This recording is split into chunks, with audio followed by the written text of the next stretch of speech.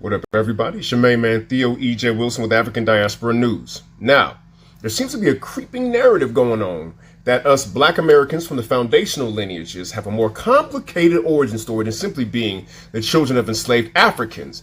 But is this deeply internalized anti-African sentiment, or are we in fact the descendants of indigenous black American tribes? Well, I know I am. In fact, a lot of black Americans think they got Indian in their family. I lived with mine. This is my great-grandmother from my mother's side, Marie Johnson. Her father was a white man named Benjamin Morris. Her mother, my great-great-grandmother, was a black Seminole Indian woman named Eleanor Morris. Well, that's it. Case closed. Nothing else to see here, right? Not so fast. See, the answer to our lineages could actually be found in the name Seminole itself. It is a Muskogee Creek word meaning runaway. So anybody who knows the history of us Seminoles knows that number one, we were never conquered. Number two, we are a combination, a blended people between the Muskogee Creek and runaway enslaved black folks who freed themselves and didn't wait for nobody. But where did those black folks come from? And do we have narratives from early settlers saying that some of the Native Americans are described as black? The answer is yes. We actually do. One of the earliest descriptions we have of black-skinned Indians here in America is from the Quaker William Penn. He described the Lenape Indians of Pennsylvania. Here's what he said. Tall, well-built, of singular proportion, and walking with their chins lofty, he describes them as black. Now, with Penn's description, most people stop there. Read a little further, and things get a little interesting. Because in their blackness, he compared them to the gypsies of England, not Africans. So was he describing people with our features? Well, this is what he says.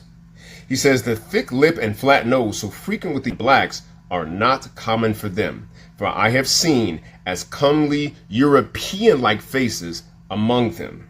And then he goes on to say, and the noses of several of them have as much of the Roman. We're talking about that alkaline arched Roman nose. See, this is why the testimony of Europeans gets a little shaky, because the descriptions of many indigenous people all across the world have been described as black. In other words, everybody was black to them. Many of the unmixed indigenous peoples they encountered were described as black. But is a 16th century description of people as accurate as, let's say, a DNA test? Well, let's delve into that. Because as you know, black featured people are indigenous all over this world. But what a lot of people don't know is though they may look like us, under the microscope, we're quite different. And what a lot of people also don't know is that the science of genetic testing today was pioneered by a black American scientist named Dr. Rick Kittles. You see, Dr. Rick Kittles is one of the pioneers from extracting DNA from bones and finding the haplogroups that match with them, specifically in that black graveyard they found in New York City. Not only that, the brother has authored over 160 peer-reviewed papers and has researched the links between DNA and like prostate cancer in black folks. So the brother knows his stuff. People say, well, you can't trust that ancestry DNA stuff. Listen, Dr. Kittle's database precedes theirs by over 9 years, and he has the largest collection of black DNA by far anywhere in the world. So when it comes to DNA testing, that's our science. So let's take a look at what we see under the microscope when we examine other groups of black looking people. Because due to the latitude between the tropics of Cancer and Capricorn, these black looking people have retained their African features. But if you look under the microscope, Polynesians and Andaman Islanders and oceanic blacks like the Australian Aborigines, they have a slightly different genetic structure than Africans do. And the most important thing they have is an admixture of another human-like species called the Denisovans. Africans don't have that. They're only Homo sapien DNA, the purest sample of any group of people on the planet. And red Native Americans, the ones who descend from the Siberians, also have significant admixture from the Denisovans. So it only makes sense that if they had lived together for significant amounts of time, nature would take its course, a little bit of interbreeding would go on, and the blacks who were here would have those admixtures too. And if we descend from them, they would show up in our DNA. So what happens to black Americans when they take DNA tests? Do we have any of this Denisovan admixture that we see in these other black populations that are indigenous throughout the world? Hardly any. Dang near none. Overall, black Americans have the oldest human DNA in the world, and the only other group that shares that DNA are continental Africans. Now, there used to be a narrative out there that say, well, you really can't test for Native American DNA. There's not enough information on them. No longer true. Native Americans have now tested in sufficient quantities, and we have their genome haplogroup. It is QM242. If you are in the patrilineal line of Native Americans, that's going to show up for you. Where do black folks most often cluster? In haplogroup E1B1A, which is also connected to the pharaohs of ancient Kemet, including Ramses the Great, and black American women often test positive for the mitochondrial Eve gene, the oldest mitochondrial bloodline on Earth. And who else has that DNA? You guessed it, continental Africans. Where did these black folks who mixed with the Muskogee Creek come from? More than likely from African lineages of enslaved folks brought over here through the Middle Passage. Now, it must be said that there is a subsect of black Americans who were raised like literally on Native American reservations, with one of their parents being actually Native American. But for the rest of us, we generally trace our Native American roots to Choctaw, Chickasaw, Creek, Cherokee, or like me, Seminole. And isn't it interesting that these also happen to be the 5 civilized tribes who owned black slaves? Meaning, even if you have an ancestor who has paperwork connecting them to one of these tribes, that could just be as much of a mark of being owned as having an English last name. But wait a minute, folks will say, what about the pre-Columbian black explorers that got here before Columbus? Good damn question. For example, the expedition of Mansa Abu Bakari in 1311. Like 2,000 ships came over here, none of them came back. Did they leave an imprint? Absolutely. Was it a sufficient imprint for us to come from? Not numerically speaking. However, a pre-Columbian African explorer to the Americas and an indigenous American are necessarily two different things. Well, what about the Olmecs, people will say? Great question. If you study the art of the Olmecs, they have 2 different phenotypes. One that looks like the one we're very familiar with the big African noses and lips, right? And the other one that has more stereotypically Native American features. Y'all, I want you to understand this. Thus far, the bodies that have been tested with the same DNA science that links black Americans and Africans to ancient Kemet shows no connection with the Olmecs and either black Polynesians or black Africans thus far. My theory is that there's going to be more bodies to be discovered to explain the 2 different phenotypes that we see in their artwork.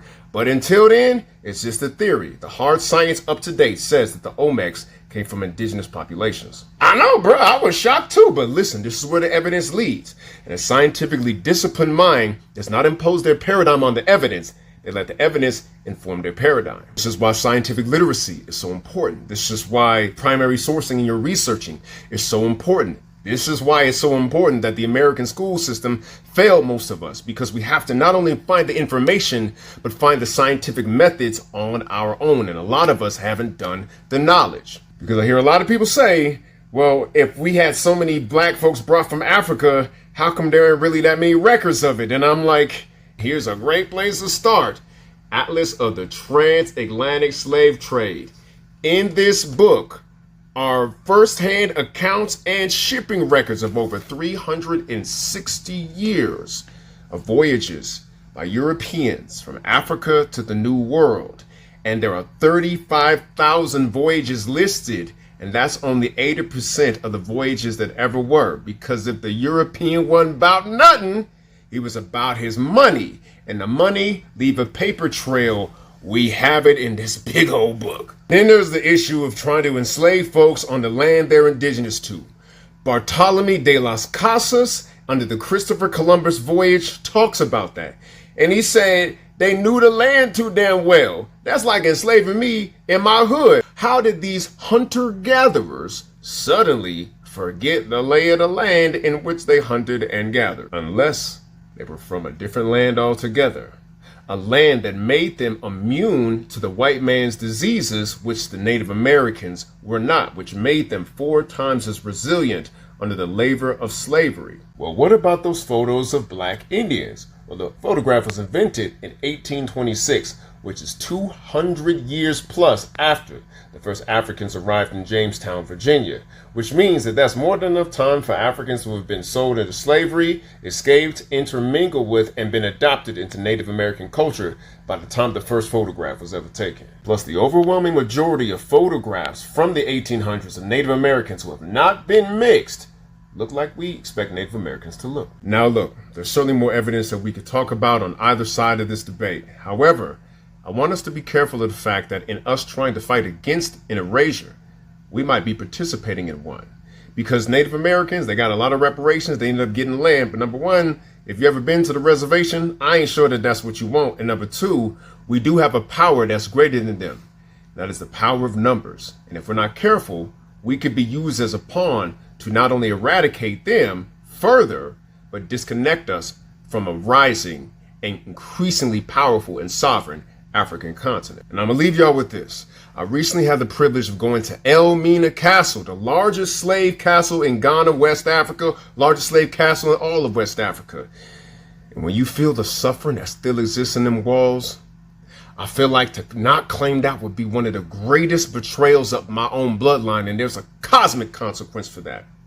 Because a lot of people can claim that they was colonized. Hell, even white Americans can claim that they overcame colonization. It's a sad thing, but it happened to a lot of peoples. Not everybody can claim to be a survival of the Middle Passage. Not everybody can say that their bloodline, their DNA was resilient enough to make it through that gauntlet. And I can tell you this, man. Killmonger had a cool line at the end of Black Panther, but he was wrong. Because none of my ancestors are at the bottom of the ocean. All of mine made it across. Our beloved elder, Runoko Rashidi, said that Black Americans would rather be called turds in a toilet than be called Africans. That's how bad the European has branded that beautiful continent which we all come from. And I'll say that one of the most revolutionary things is to overcome that branding and claim that as a part of who you are. My name's Theo E.J. Wilson with African Diaspora News. I'll holla at y'all next time.